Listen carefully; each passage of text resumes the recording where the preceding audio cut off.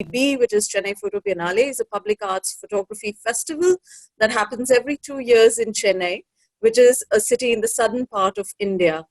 We had the fantastic opportunity of visiting the Biennale for Actuelle Photography in Germany as part of the Goethe Institute South Asian Photography Visitors Program very recently.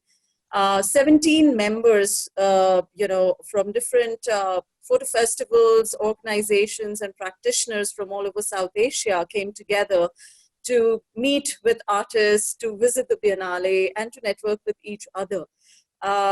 Given the current pandemic situation, the Biennale shows had to be closed. But as we were just discussing, that these shows are available to view online. And we have come together actually as a great idea to do some guided tours of each of the venues and the shows of the Biennale, or hopefully you will get to enjoy them. We begin today. Before, of course, we move forward, I would just like to inform everybody that we are recording this tour and our conversation. But neither the chats and nor the participants will be recorded. This is just for all of you to know. I will repeat this maybe after a little while as well, just so that those who join later can also be informed. And now, without any further delay, I would like to begin this tour with a very warm welcome to the team of Biennale for Actuelle Photography, by welcoming Yasmin Meinicke, who is the Managing Director of the Biennale. Welcome, Yasmin, once again.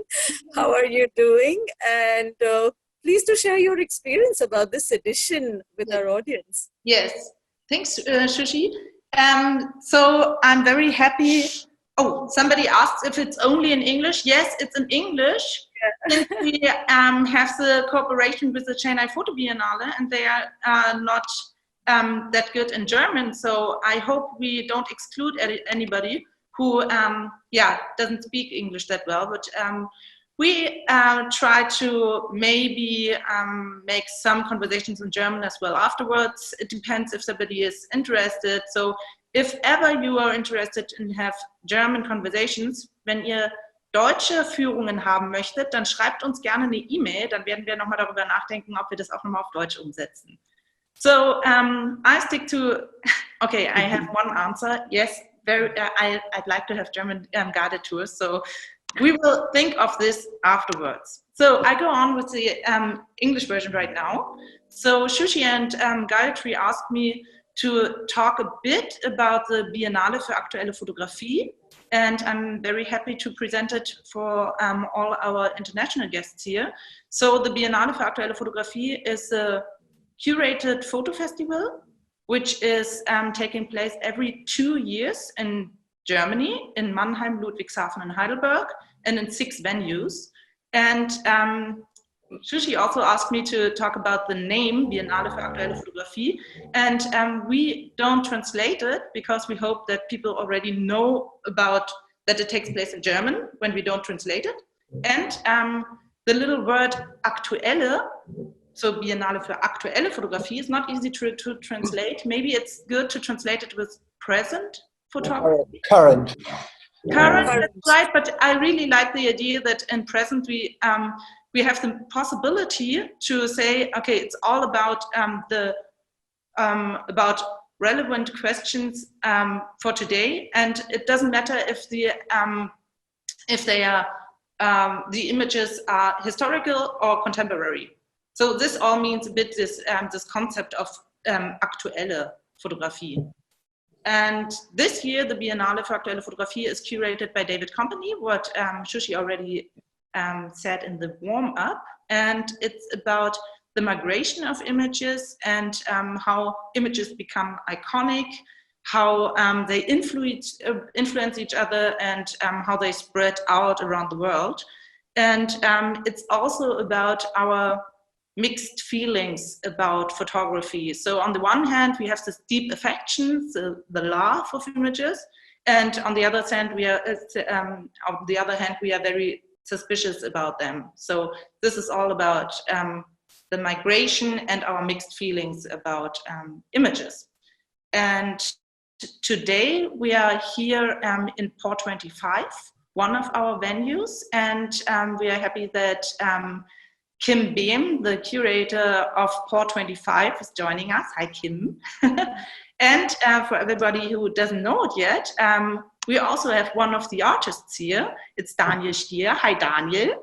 It's great to have you here in this exhibition between art and commerce. And maybe I also quickly repeat for everybody who just joined, we are recording this, but only the people who are talking will be seen afterwards. So don't worry about the chat, don't worry about your images, it will all not be seen in the recording.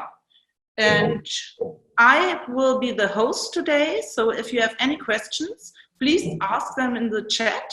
And if it fits well, I can just drop them, or I have them for later, because it will be about 40 minutes, the tour, and then we have the Q&A afterwards. So I'm happy for your questions. I'm happy for the questions of the Chennai Photo Biennale, and now I hand over to Kim. Thank you. Yeah, welcome again to Port 25, Raum für Gegenwartskunst, which means space for contemporary art. My name is Kim Behm. I'm a curator here at Port 25, and together with Teresa Kloos, who is responsible for press and public relations at Port 25, I will take you on a tour through our exhibition using the 360-degree walk through the tour. But before we enter the exhibition, or we are almost already in, I would like to let those of you who do not know Port 25 yet know who we are. Port 25 is an exhibition space for contemporary art initiated by the city of Mannheim, and it is a platform for artists from this region with the intention of presenting their work in a broader international context. So we are making group shows, we are cooperating with institutions and organizations from all over the world to build up and to maintain a cultural network. And right now, Port 25 is one of the 6 venues of the Biennale für aktuelle Fotografie, which is, as Yasmin already pointed out, looking at the lives and loves of images. How do they come alive? How do we remember them? How do some images develop a kind of life of their own in our collective memory, and so on. And just as there is a collective memory of images, there is something like a collective expectation of the viewers when looking at art. And when looking at applied art or artworks that were made for commercial reasons, assignments, for example, the photo in an advertisement. And this last aspect is what the exhibition at Port 25 is about, between art and commerce. And David Company has put together works by 6 artists, or rather 7 artists, but one is a couple. We're here in the middle of the room. On the left, we see the works by Hein Gorny. In the background, the installation of Sheltons and Abenes. Moving to the right, it's 3 works by Brian Schutmarz. There's 3 more on the opposite wall. Then this is Thomas Wunsch with the square pieces. This is looking into Daniel Stier's installation again. And further to the right in a little cabinet is Christopher Williams. This show is also pointing to an issue that we way too often prefer to remain silent about, that is actually the elephant in the room. How can artists make a living? And yes, most artists have to have a day job. Between art and commerce brings together a variety of approaches or aspects, such as commercial photographers like Sheltons and Abenes, whose works are also shown in art exhibitions, or Thomas Wunsch, whose artwork I can't hear you anymore. Can't hear me anymore? Now? Okay, I can hear you now, yeah. Okay.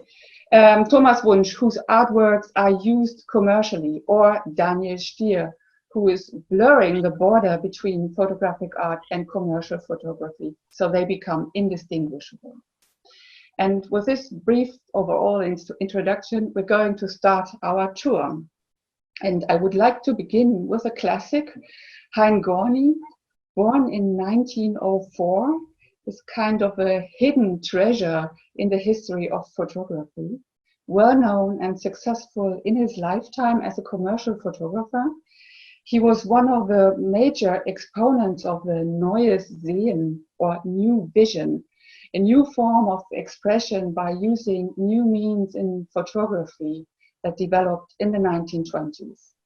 He was commissioned by big companies like Behm. Here we see the famous Leibniz cookies on the right side, produced by Behm. Pelikan, a maker of office supplies, or the electrical company AEG. Neues Sehen is related to the neue Sachlichkeit, sometimes translated as new objectivity, which of course I have to mention here because the term neue Sachlichkeit was actually coined in Mannheim in the 1920s by the director of the Kunsthalle at that time, Gustav Friedrich Hartlau. At this time, in the 1920s, photography, even though artists have been using it for decades, was not generally accepted or considered being art. And it would still take many years before museums actually started collecting photography as artworks. But in the 1920s, and many avant-garde artists, and especially those related to the Bauhaus, experimented with photography and figured out how its own laws and of composition and lighting, for example. Neues Sehen means looking at the thing or object itself. No romantic or expressive moments played a role. It is totally matter of fact. But it also used new formal tools. And looking at Hein Gorny's photography, we can easily observe this. They are very precisely composed and lighted. He is using light and shadow to put the objects on stage. And by choosing unusual perspectives and details, he focuses our views and perception on their specific shape and surface.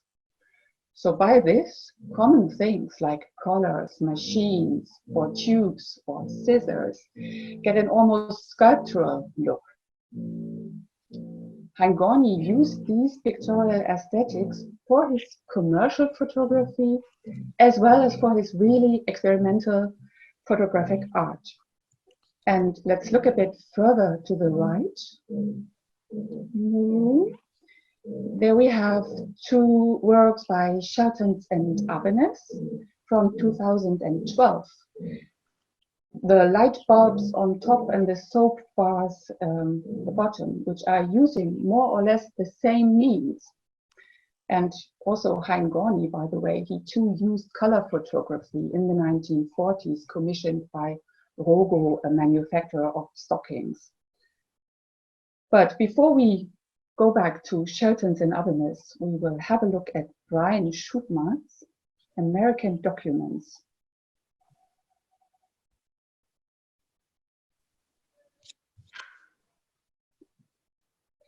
Swaying around the room. Yes. Okay, here we go. This is 3 of the 6 we have. Brian Schutmart also presents work in the exhibition in the Kunsthalle, Walker Evans Revisited.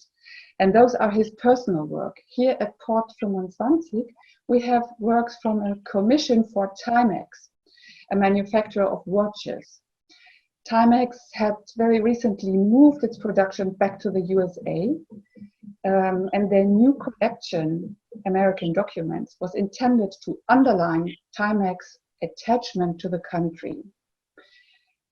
Brian Schutmart was commissioned by Timex on the basis of his personal work, and Timex gave him carte blanche to travel and take photographs of the country and the people. And these images are very much corresponding with our idea of the country: fantastic landscapes, vastness. freedom, cars. Yes, the other three. Can you zoom a bit closer? Yeah, can you zoom in a little bit so that everybody can see the images a little more? Mm-hmm. Thank you. Okay, the American dream. Even though this car here is a little bit past its prime, maybe. And maybe this indicates a slightly ironic or maybe playful use of these cliches. Maybe it doesn't. It's up to you. Okay, let's try and shoot mode. And then we move to the left to Thomas Wunsch. Thomas Wunsch has worked as a fashion, still life and portrait photographer. Since the year 2000, he is making abstract photography, but the motif or where these photographs were taken remains open. It is all about structures. In some images, one may have a sense of representational or concrete forms, though, but that is in your mind only. Thomas Wunsch is taking out the red, so the color range is reduced to blue, green, or gray. And by doing so, he is creating a certain mood, which he described as the mood of blue note feeling, leaving a jazz club in almost dawn.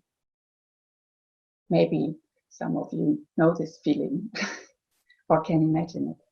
Actually, only the two photographs on the bottom and the middle, which are large here, they are now the right and the middle photograph in the bottom line. Those are actually black and white. All the others are just color photographs with a red taken out. Maybe because of this certain atmosphere of these works, ECM Records has been using these photographs for their LP and CD labels. 58 photographs by Thomas Wunsch have so far been used for this. But the square shape that matches this purpose, but Thomas Wunsch has chosen it because the square has no direction or orientation. Portrait or landscape format might bring up unintended associations. Like every time we see a landscape format, Querformat auf Deutsch, and there's a horizontal line, we almost immediately have the association of landscape, of course. And this is what he doesn't want. Okay, then we move to the left, turning left, and enter the installation of Shelton's in Abbenes, walking by this beautiful chrome Euro palette Paco Rabanne thing with a folding screen on top and into this space. This is a still life. Walking through this room, we are right in this still life. And it is also many individual still lifes. Plus, each of these images is a piece of fine art and a commercial work at the same time. We find photographs made for companies like Koos, Quadrat, or Muller van Severen, mixed with photographs made for magazines like MacGuffin Magazine or Pinup Magazine. And there are several objects in the room. Drawers, the palette in the foreground, a long stick on the left-hand side, or a wooden pedestal with a carpet roll on top in the back of the room, which can be very faintly seen here.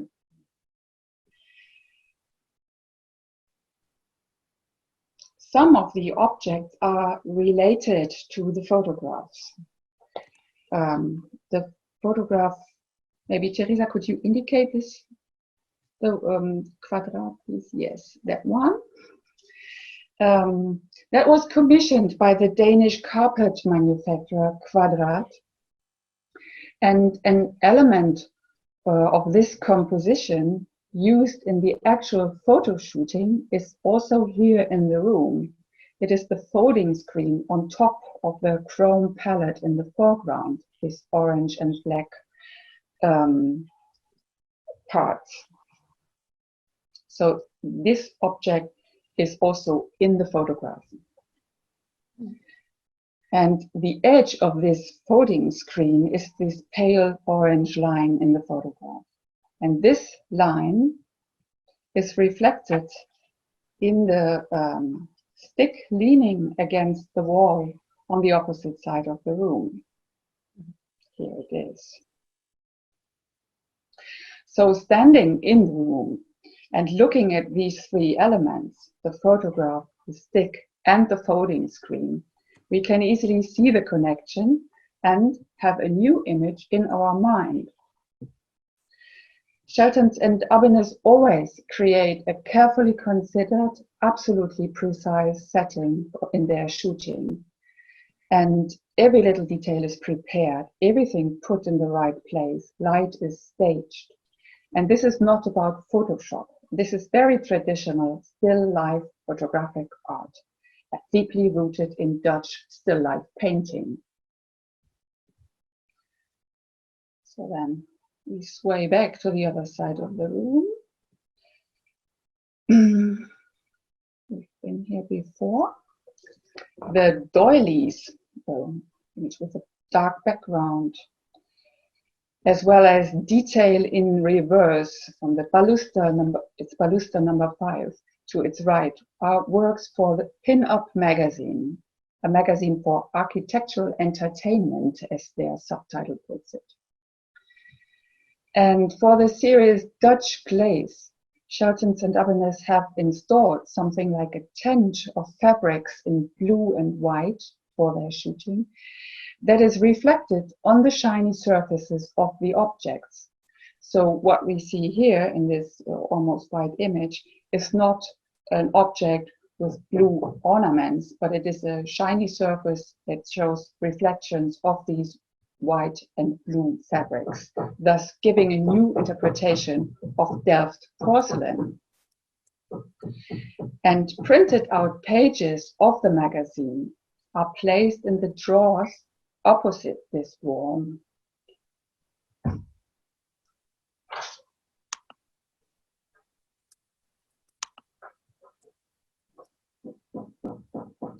Here in the bottom, it's the pages from the Dutch Glaze series. And the one above, the doilies, both made for Pinup Magazine. On top are works from the MacGuffin magazine. This issue was titled The Ball. So it's the marbles that are photographed here. So Shelton and Abbenes are creating still lifes that can develop into a photograph or an installation that contains photographs and which is in itself, again, an image.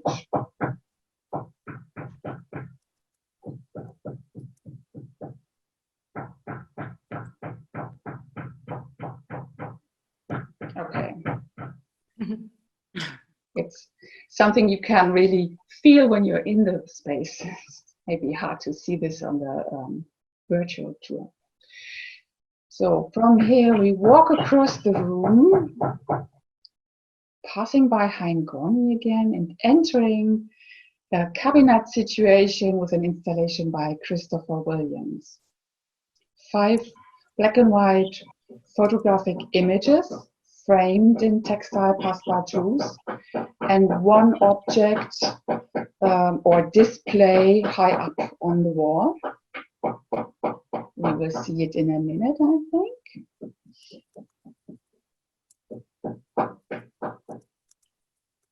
So this whole room is the installation. It is not 5 or 6 works, it is 1 work.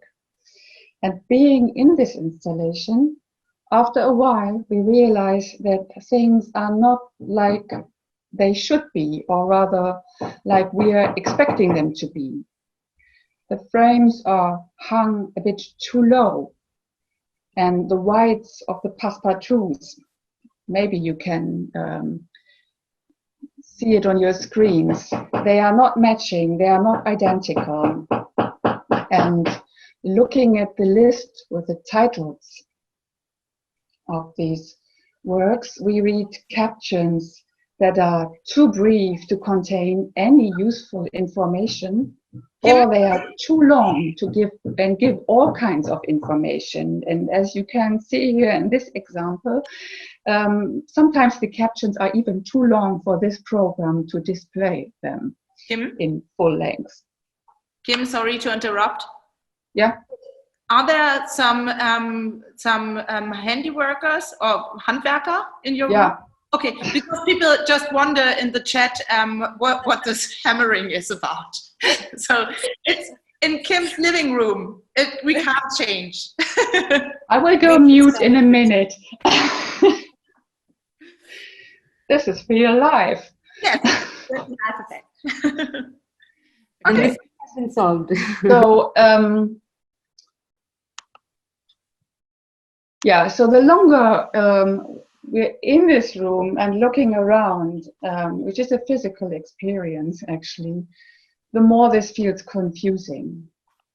And Christopher Williams is not a photographer, but he is using photography for his play with a flaw in the system, thus making us realize that conventional or familiar forms of presentation that we see again and yet again have shaped a kind of expectation of how things should be, and that this is our idea of reality rather than reality. Hyper-reality made up of models and simulated by models. It is difficult to talk about this installation in this abstract way because it plays with our perceptions on a very subtle level, and words can really only hint at it. And before we're drifting, because this is what Christopher Williams is really offering us, it is a philosophical discourse he's offering, but I don't want to enter that now, and I would like to move over to, last but not least, Daniel Stier's presentation, which is also dealing with reflections on how certain habits and expectations are created, met, or thwarted when looking at art or commerce. And looking at this wall, I would like to just mention that the apple on the left side is the other motif of the beautiful bags of the Biennale. And should anybody see an Easter egg in this walk, find the other Easter eggs in the other tours, and you have the chance to win a bag with this apple motif. Okay, Daniel Stier's site-specific installation has the title More Suggestions for You. And as Daniel Stier is with us, I would like to hand this over to him and maybe Shuji, who already in our warm-up started to talk about this installation with Daniel. So maybe you can just repeat that again. So I don't think I'm going to rephrase the question. Daniel, why don't you just share a little with everyone about your work? Well, it's been a pleasure to be invited by David because I've always worked in both the artistic and the commercial world of photography. And to me, it always felt like the normal thing to do because in the opening, he cited Walker Evans about, the 4 ways how you can sustain to be a photographer. And the last one, the sort of joke of it was you should have rich parents. And because I don't, I always lived off my photography and while pursuing the artistic work at the same time. And by that, I've created some form of visual language that worked in both worlds. And I quite enjoy that situation. I don't pretend to do something that I wouldn't for my commercial jobs. So it always felt like a normal thing to do. The only problem is the other side. It wasn't me, but the other side gets confused by that because they want to label you into something. They don't normally come across people who work in both fields simultaneously. And I get almost slightly aggressive reactions even sometimes, or people think like, what are you, what do you do, are you a portrait photographer, what are you? So I've always had this sort of dual way of working. Does that make sense? Yes. Okay, we have one question, if we can zoom in a bit, and maybe Daniel, if you want, you can talk about the selection of the work. David.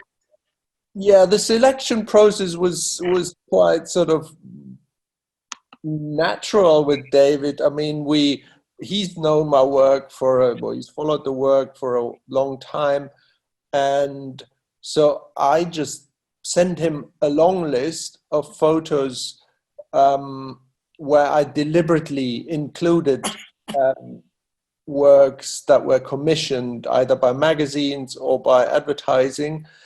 And then David made a short list out of those. And frankly, it wouldn't have been the choice I would have made, but nevertheless, I quite liked what he did. And like I said earlier, the work, I hope, speaks, visually speaks the same language. So there's no real interruption in when you group these photos together. Mm-hmm.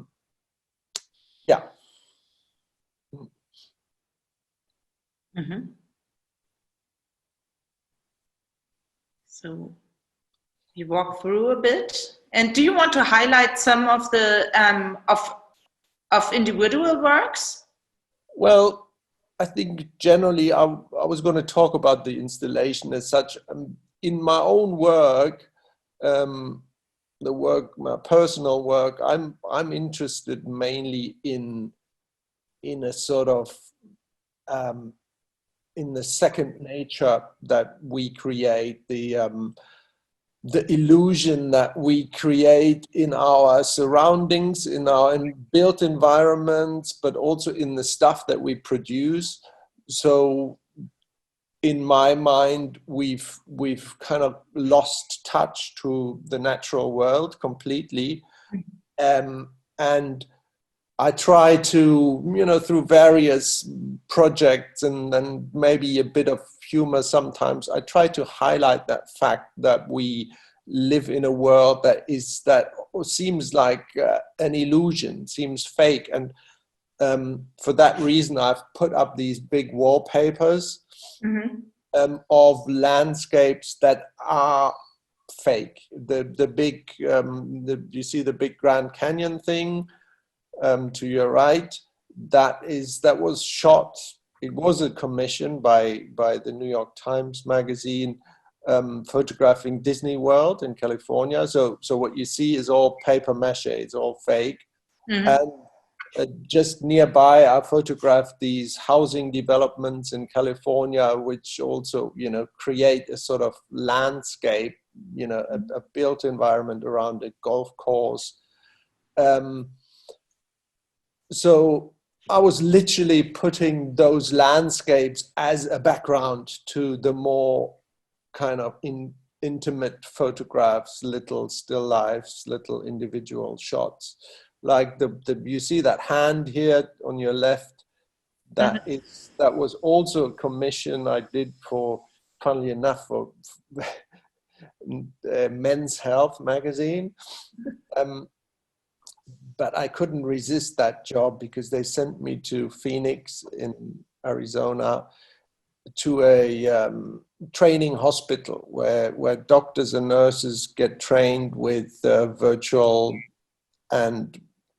surroundings and dummies. So you have a whole hospital full of dummies, And I like those places, obviously, for the, like I just tried to explain, the those artificial environments, those fake worlds.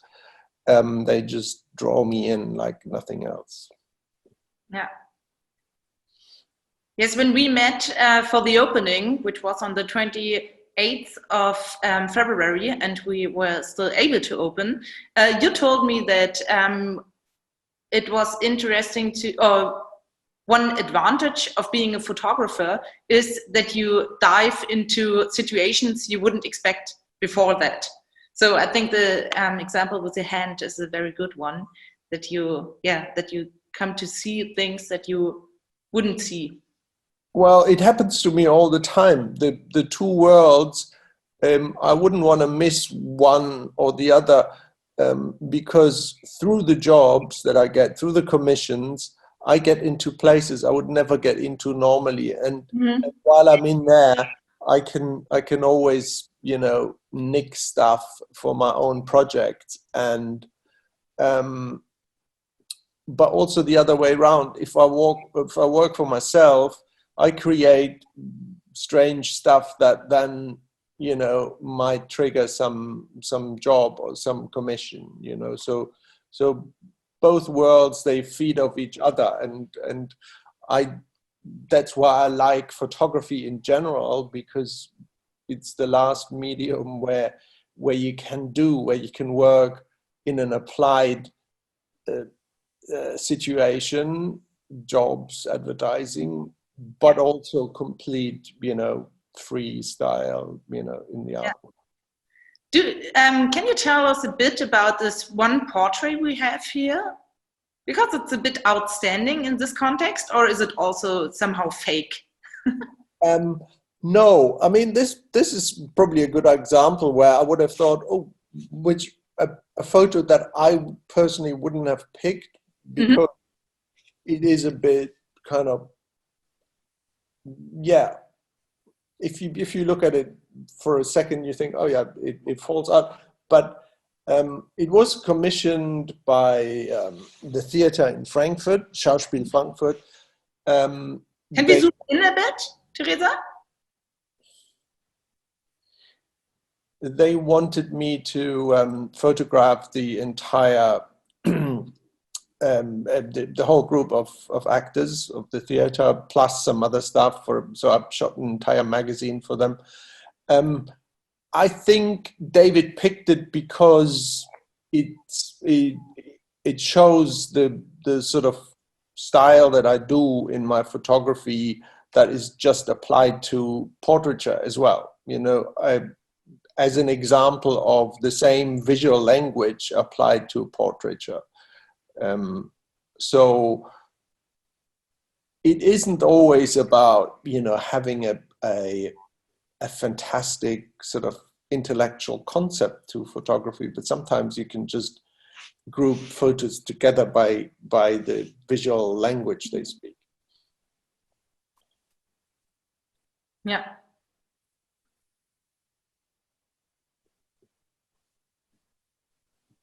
Do you see the chat, Daniel? No, I don't.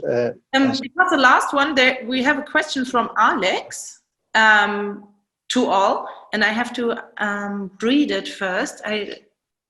To do it parallel, it was too much for me, sorry, to listen and to read it, so I just thought you also might have an answer to this.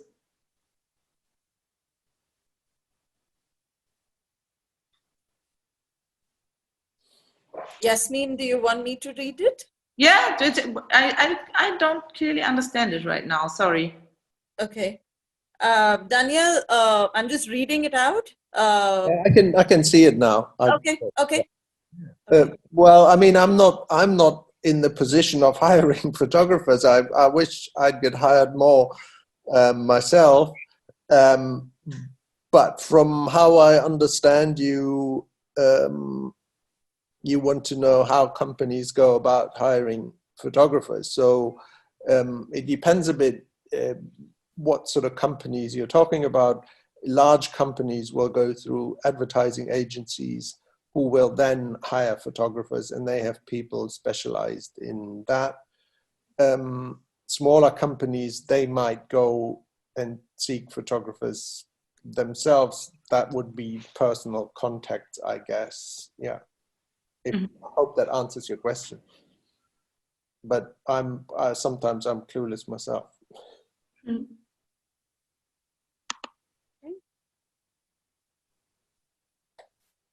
Okay. We have another question. Okay, Alex says thank you. And we have another question. Is it important that all of your works have the same photographic style? Oh, yes. Well, I think it is very important. Yeah, it's the most important thing of all, because there's so many photographers out there. If you don't speak a specific photographic language, you will not be recognized. If you try to be all the things at the same time,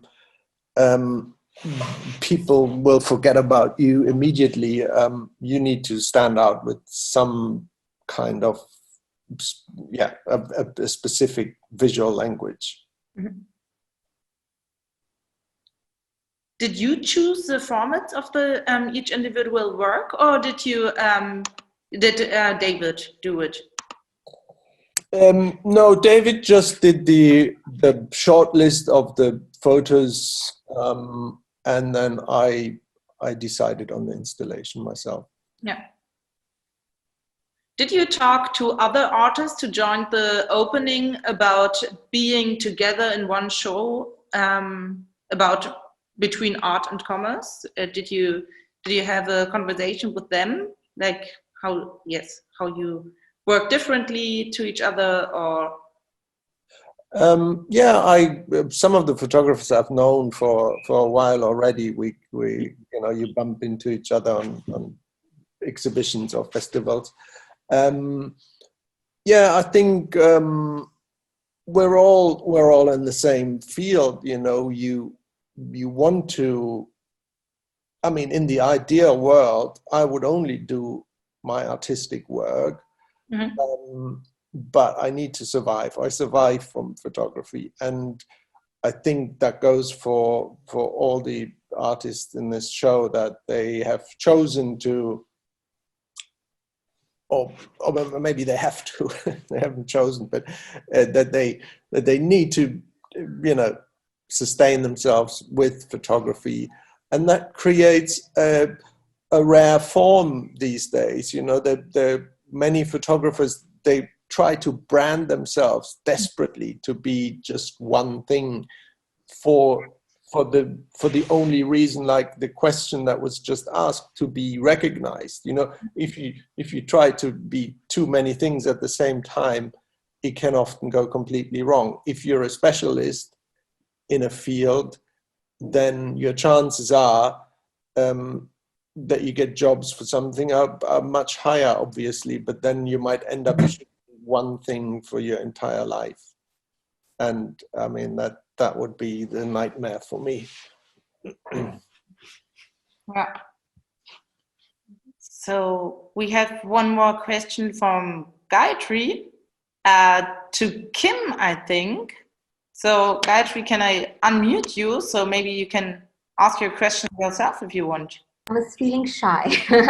Yeah, so I mean, I think it was either Kim or you, Yasmin. Maybe both have different ways of looking at it, because you run a biennale and Kim's got a gallery and a space. My question was, what responsibilities, if any, do galleries or biennales have towards supporting and engaging with commercial practicing photographers? So we always find that there's this divide in engaging with the art photographers and the commercial photographers. And I just want to know if you have an opinion on how do these two actually come together? I know this is one of the ways, this show is one of the ways, but do you have a broader view on this? Since I am the organizer of the Biennale and neither the curator nor I have a house to decide what to be shown, so I would hand it over to Kim. Well, we didn't curate the Biennale either. That is David Campany's responsibility. So maybe I don't really get the question. I guess it's not about this curation. It's more about how art events run around the world, and if there's a way in which commercial photography is seen by art spaces and art events. If you had an opinion on that, is what I was asking. Maybe even Daniel can answer this question. I don't know. Well, I think there is the beauty of this show, I find, that David has come up with is that, you know, so many images are just branded in our heads for something, you know, because we know how they've come together, how they were commissioned, or where they were meant to be. But if you take everything away, an image is just an image. And I think that's why David also decided not to put any captions on the images in this show, not to confuse us or to have a sort of direct reaction to what we see, which is the normal thing when we go through museums and galleries. The first thing is we look at the little signs at the bottom to try and understand, how can I understand this image?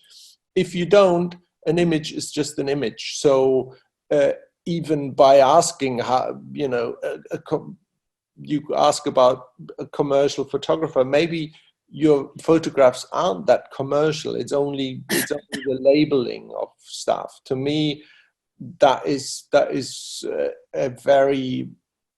a strange thing, and I've had many problems. I've published a book where I left the captions out under the images, and you would not know the reaction of people is almost aggressive. They don't see the caption, we don't understand, they go crazy. And so yeah, I think it is really an interesting discussion that needs to be had. You know, do we always need to label images, or are images just an illustration for a piece of writing? And yeah, as you say, an image is just an image, especially when looking at Brian Schutmart's work for Timex. The photographs we have in the show are just, it could be a landscape picture. Maybe, Teresa, could you just move back to Brian Schutmart for a second? No, okay. So remember Brian Schutmart? Canyons, landscapes, fantastic views of the USA. And Timex liked the artistic work he is doing, so they commissioned him for this advertisement. When we look at the images, this could be artworks just as well. But when we look at the campaign, these images were used, combined with the photographs of the watches and Timex written in the middle of the sky or somewhere. So then they transform into an advertisement. So it is, they can appear in all kinds of contexts. This is what Sheltons and Albanese are working with, that images can appear in different contexts and then have a different appearance. But usually we don't know the name of the photographer of advertisements. That might be beautiful photos like this, but usually when we skip through a magazine and see these advertisements, there's the name of the photographer is not written there. So this is different from the fine art world, where the name becomes so important. The label, the name. Oh, I like this work. It is by this and this artist. It is not about the work. It is about the label. Yeah. And I think that's a big difference, maybe, between the commercial use of it and the artwork use of images. Brian Schutmart, there was one little story about one image we wanted to show, and we had to find a new one, or David had to select another one because we didn't get the right to show it in the exhibition, because it was commissioned by a train company, and this train company didn't want to show it in this context. So this is something where you really feel that there are different interests in showing, not showing, showing in which context, and so on. So maybe, of course, Gayatri, as you asked, do you have a certain responsibility? Yes, you do, but it always depends on which context you show it. I mean, in a show between art and commerce, it's really nice to get mixed up, to have somebody like Daniel Stier, who works in both fields and make an installation with both of it.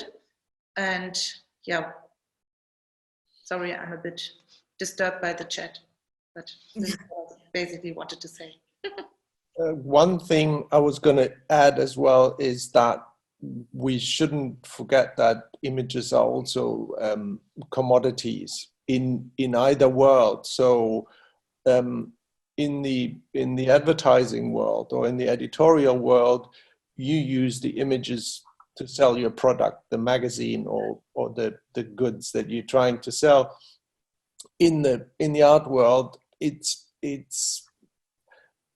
always promoted as the more sort of ethical and real thing, but in the end, they're also just commodities that hang on a gallery wall that people want to sell. So I don't think there's the real photography and the good photography and the bad photography. You know, they're commodities just as well. Yes. Daniel, can I ask you a question? Anytime.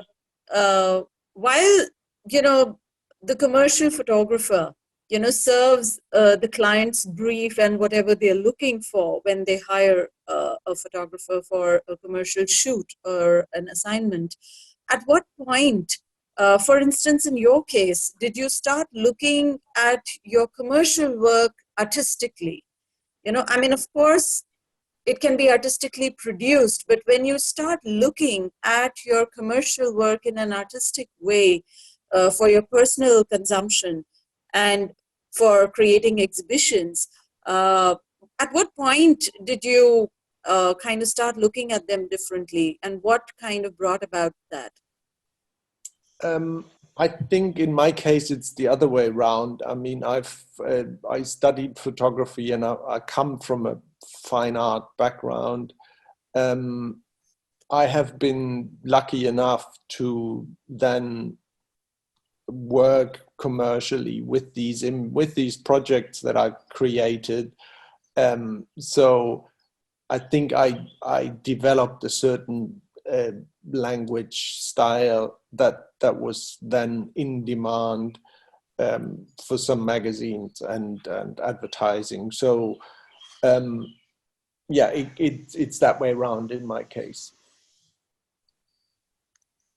So was there like a sort of an influence or a trigger that made you sort of reevaluate your commercial work and start looking at those very images in an artistic way? Like a lot of I was just reading some of the articles, about your work, and it's also how there was this article called "It's Nice That," where they say that how you transform cheap mass-produced things into art, and I don't know if you'd want to just say something about that. Well, in that case, yeah, I just love to play with these products. That's just part of my many projects that I do. And then once you start photographing stuff as such, products, not like Timex watches, but cheap products, they're like still lives. And if someone likes the look of that still life, he says, oh, we could we could have him shoot our so-and-so. I mean, lately I shot a bunch of men's bags. One bag, a leather bag, was 40,000 pounds worth. And it's a very, sometimes I laugh at myself. You know, you start doing some project in your studio with some cheap plastic piece, and then people come along, oh, can you shoot this like you did previously, but it's worth 40,000 pounds.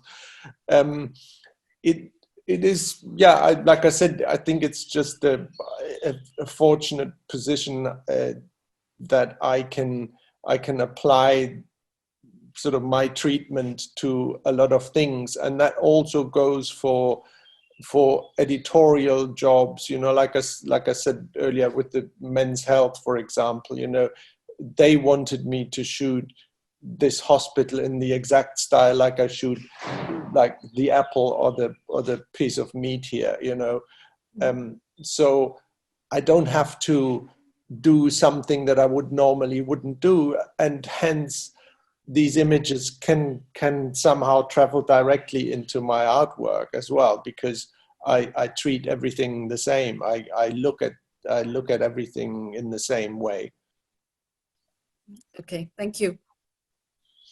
So we have 2 minutes left. So if anybody has a last question, we can take it.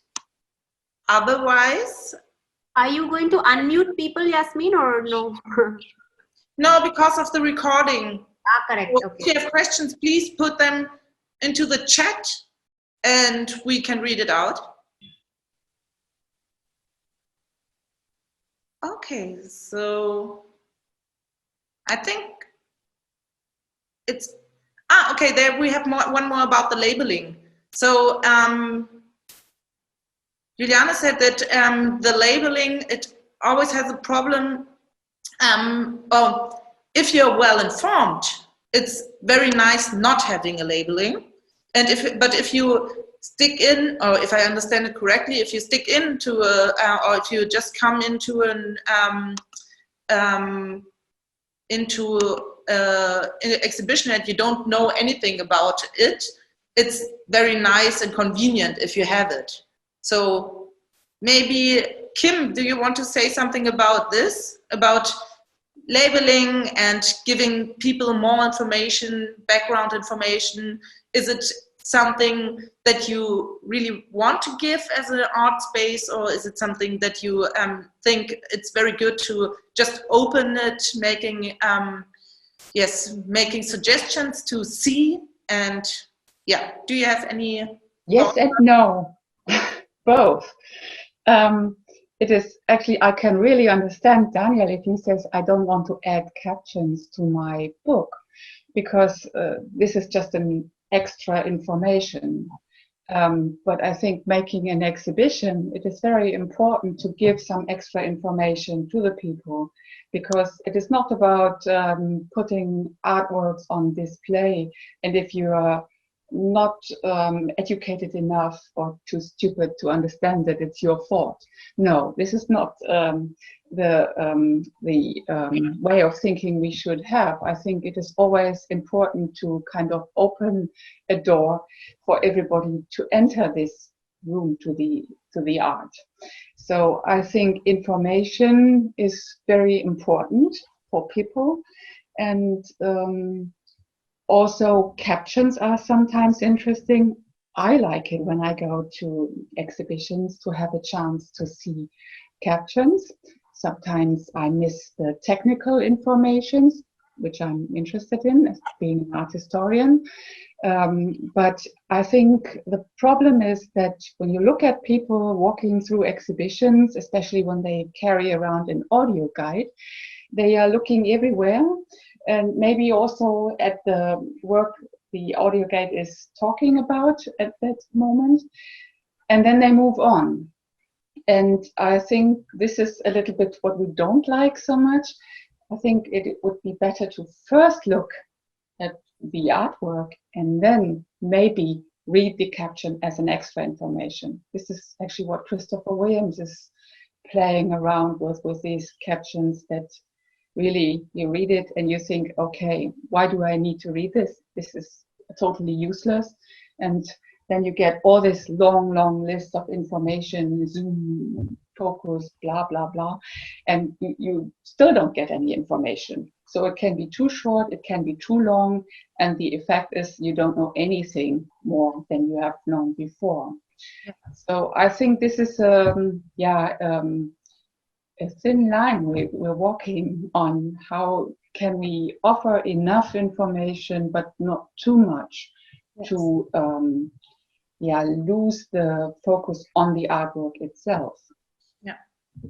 Well, if I may say, I think David's approach in that respect is, to me, just perfect, that you have the captions, but only if you really want them. So you pick up a piece of paper. If you're really interested, you pick up that piece of paper and you find your image. And but it's not the usual sort of hand in hand of text and images that we're so used to and that people get addicted to almost. Yeah.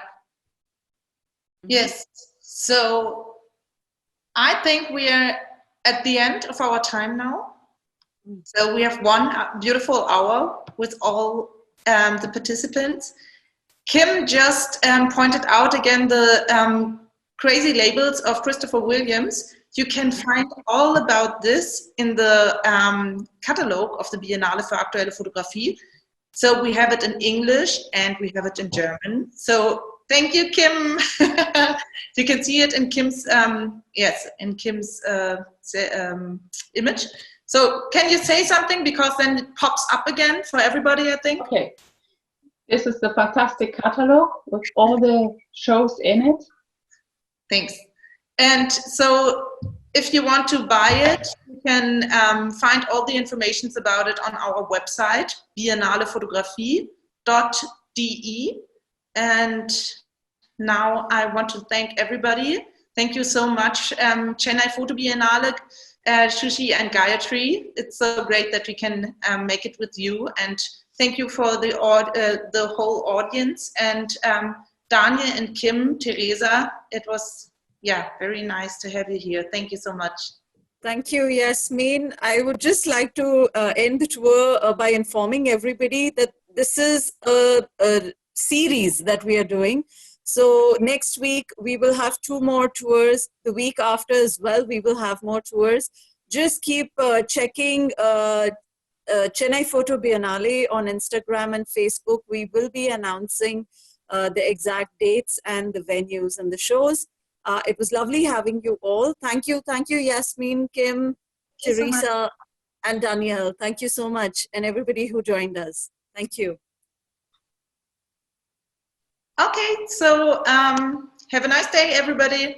Have a nice day. Bye-bye. Bye-bye. Bye.